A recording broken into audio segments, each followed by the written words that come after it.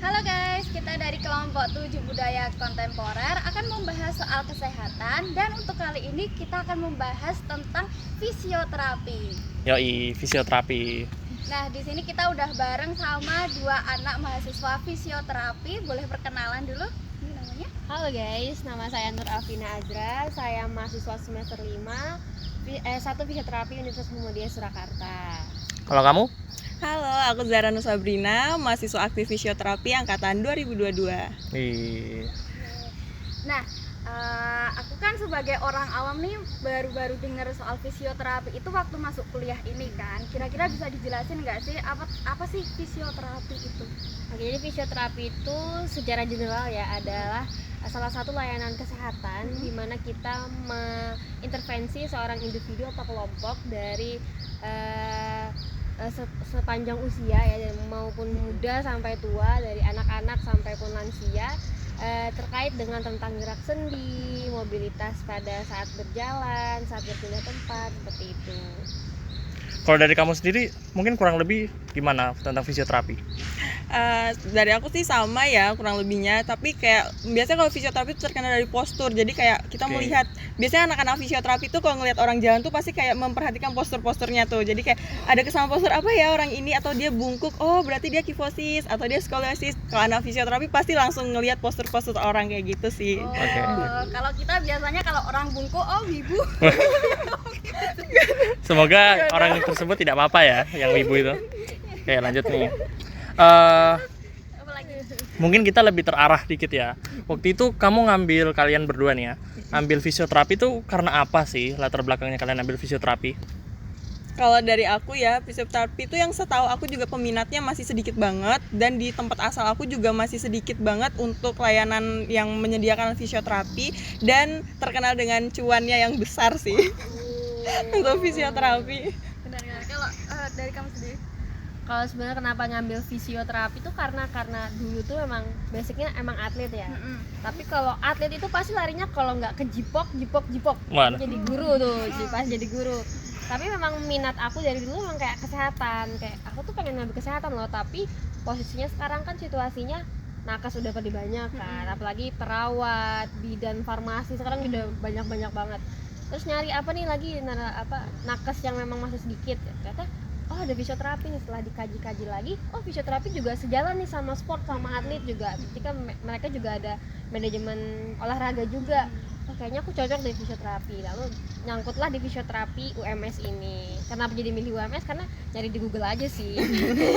Ketemunya Ya, karena akreditasinya kita udah unggul guys. Benar banget. Tapi emang bener sih kalau atlet itu kan memang istilahnya apa ya, benda berharganya itu kan memang tubuhnya anggota sendiri, gerak ya. Fisiknya ya. Kalau misal sendinya sakit atau gimana kan ya nggak bisa ikut kan. Oke, terus selain itu kalau tahu soal fisioterapi itu mungkin ada lewat di TikTok kah, atau ada referensi film atau apa gitu? Kalau referensi film nggak ada ya, tapi mungkin kalau orang lebih terkenalnya fisioterapi itu yang main kretek-kretek gitu loh. Kretek-kretek itu adalah salah satu bagian modalitas dari fisioterapi sebenarnya. Tapi kalau karena kita S1 masih belum terlalu mahir untuk melakukan praktek tersebut, jadi kita juga kurang berani sebenarnya, karena kalau salah handling sedikit pun itu udah berbahaya. Karena sedih. Tahu-tahu copot kan. Kejepit secara salah. Agak serem ya. Agak itu sebenarnya. Mungkin ke orang yang jahat. Nah, mungkin itu ada risetnya kali. Kalian dulu mungkin kayak fisioterapi ini kayak gini gitu. Dulu tuh ada risetnya nggak sih pas mau masuk fisioterapi? Aku sih nggak ada risetnya, cuman ada rekomendasi dari beberapa orang kayak fisioterapi tuh dari yang cerita yang aku dengar katanya nggak sesusah nakes yang lain, tapi aslinya sama aja. Yang dimaksud susah itu karena kita juga kalau kita memang ada hafalan, pasti kita dapat anatomi. Tapi mungkin kalau perawat kita memang benar harus hafal yang anatomi dalam, kayak jantung itu harus bagian-bagian mana, lambung harus bagian mana. Kalau kita kan lebih kayak ke spesifik tulang, jadi kita paling harus di luar kepala tuh kita udah harus hafal tulang sama sendi, minimal sama otot sih, hafalin banget otot. Tulang sama otot. Kalau saraf kan mungkin kita udah kayak harus hafal sih sebenarnya, tapi kayak lumayan susah juga Iya, kalau betul. saraf. Kalau fisioterapi itu semisal kita lagi pegel-pegel nih bisa ngituin sendiri gak sih? Kretekin sendiri Iya, gitu. ngertekin sendiri Paling maksudnya. dikretekin teman ya, kalau Iya. kalau sendiri kan susah, misal nyarinya di punggung kayak kita kayak gini juga kurang Sama ini nih, luasa. kalau kuliah fisioterapi itu enaknya kan nanti kan ada praktikum tuh. Oke. Nah, nanti jadi kadang Program mengajuin diri kayak kalau kita masuk Pak, saya program punya masalah di sini, Pak. Jadi kayak Tolong diobati. gratis guys. Kadang Gratis sekali dan konsultasi dan gratis penanganannya. penanganannya. Kalau dibandingkan sama rumah sakit kan pasti satu kali tindakan 300, 500 tuh. Kita gratis. Wah, Jadi masuk fisioterapi guys. Oke. Fisioterapi. Setelah seru banget nih, mungkin kayaknya kita harus lihat praktik langsungnya kali ya, untuk kayak sebagai visual buat kalian juga praktik fisioterapi seperti apa. Mungkin selanjutnya bisa langsung aja check it out. Oke guys, dari masnya ini permasalahan yang ada terindikasi Frozen shoulder. Untuk memperkuat diagnosisnya, kita akan melakukan 3 pemeriksaan atau tes spesifik. Yang pertama itu adalah applied test. Jadi masnya bisa gerakan tangan seperti ini. Oke, apakah ada merasa kekakuan? Lancar. Oke, bisa melakukan gerakan seperti ini.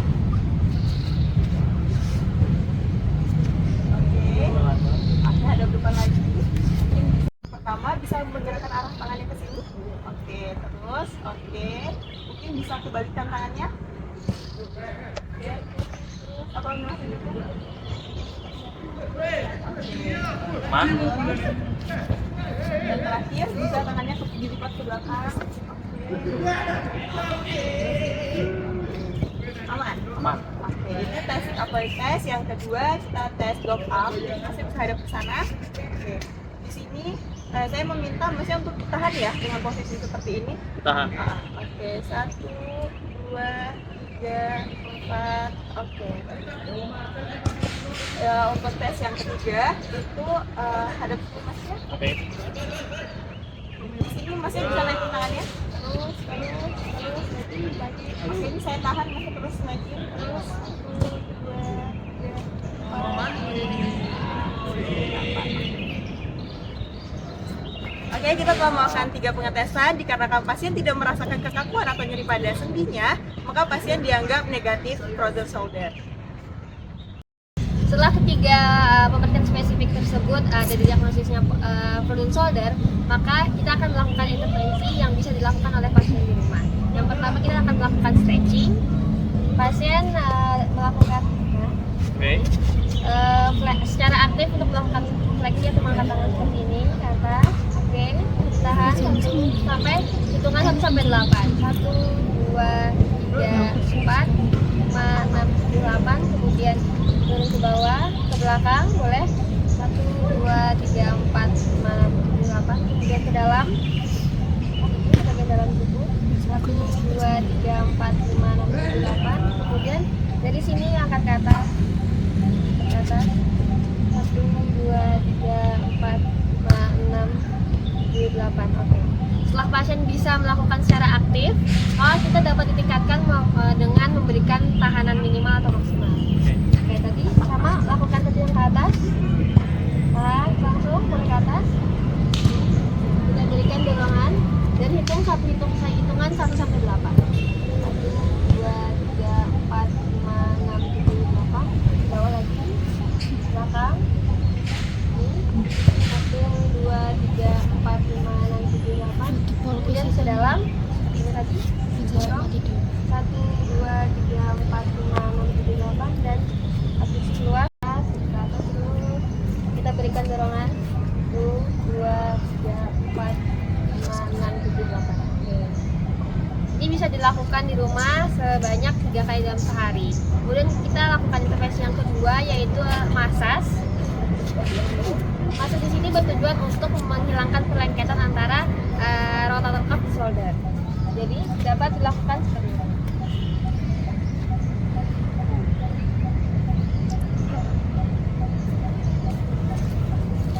Oke. Guys, itu tadi video tentang kita soal fisioterapi dan juga tentang prakteknya. Dan sampai jumpa di video selanjutnya. Kami kelompok 7 pamit. Fisioterapi Keren.